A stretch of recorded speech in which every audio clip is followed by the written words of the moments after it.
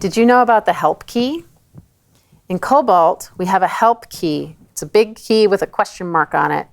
And we can use that to open our internal user manual.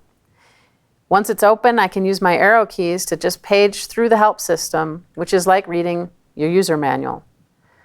I can use the help key with any other key on the face panel to find out what that key does. So for example, I hold help and hit save. And you'll notice up here, I get a quick description of what the save button is meant to do. If I say help and go, I get an indication of what the go key is supposed to do.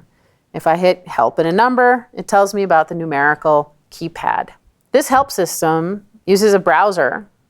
And so my up and down keys are just next page, last page, as if I'm reading a user manual. My left and right keys on the console or on your keyboard on your computer will take you back and forward through the pages you've already looked at.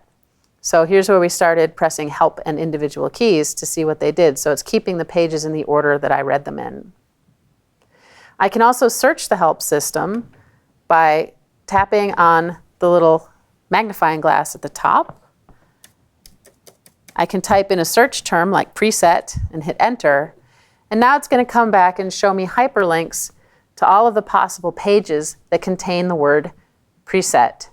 So I could go to the preset list functions, for example. And here's my description of what that tab does, what all the settings are, what the columns mean, what the functions are, and so on for that particular view. If I decide that that's a good page to have quick access to, I can come up here to these buttons with the stars on them. Star plus means I want to set a favorite. So I'm going to set this as presets, whatever, doesn't matter. Give it a name. And now, when I go in the help system and click on the many stars button, you can see I've got a couple of favorites, a couple of bookmarks stored in my help system. And I can click on that link and go directly back to that particular page. So if there's a part of the console you don't use very often, but often enough that you need to remember how it works, you could give yourself a favorite link to get you back to that description or that page very quickly. So that's how the help tab works. And it's great if you've got a face panel with the big help key on it. But what happens if you're on Nomad? In that case, you can look in the browser and just using your mouse or a touchscreen, find the help and help favorites nodes in the browser. When I scroll all the way down and open that up, what you've got basically in here is your user manual and its table of contents.